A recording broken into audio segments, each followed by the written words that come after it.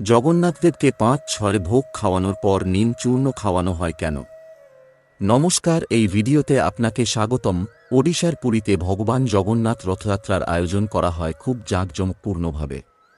প্রতি বছর আষাঢ় মাসের শুক্লপক্ষের দ্বিতীয় তিথিতে এই যাত্রা শুরু হয়।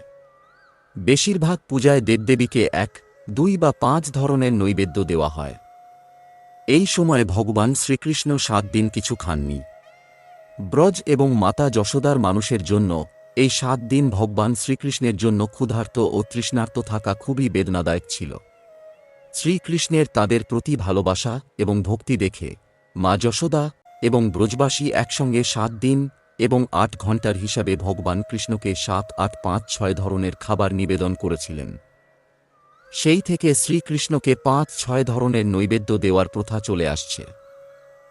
ভগবান জগন্নাথকে ৫-৬ নৈবেদ্য নিবেদন করার পর নিমের গুঁড়ো দেওয়ার পিছনে অনেক জনপ্রিয় গল্প রয়েছে। একটি গল্প অনুসারে পুরীর রাজা ভগবান জগন্নাথকে ৫-৬ প্রকারের প্রসাদ দিতেন। মন্দির থেকে কিছু দূরে এক মহিলা বাস করতেন।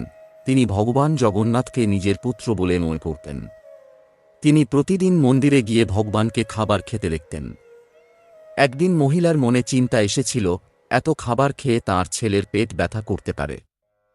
তাই তিনি অবিলম্বে ভগবান জগন্নাথের জন্য নিমের গুঁড়ো তৈরি করে তাকে খাওয়াতে এসেছিলেন, কিন্তু মন্দিরের গেটে দাঁড়িয়ে থাকা সৈন্যরা তাঁর হাত থেকে নিমের গুঁড়ো ছুঁড়ে ফেলে দিয়েছিল এবং তাকে সেখান থেকে তাড়িয়ে দিয়েছিল।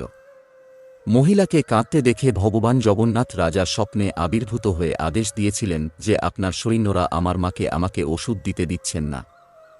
স্বপ্নে ভগবান জগন্নাথের কথা শুনে রাজা মহিলার বাড়িতে গিয়ে তাঁর কাছে ক্ষমা চেয়েছিলেন। এরপর মহিলাটি আবার নিমের গুঁড়া তৈরি করে ভগবান জগন্নাথকে খাইয়ে দিয়ে গিয়েছিলেন। কথিত রয়েছে, তখন থেকেই ভগবান জগন্নাথকে ৫-৬ নৈবেদ্য নিবেদনের পর নিমের গুঁড়ো দেওয়া হয়।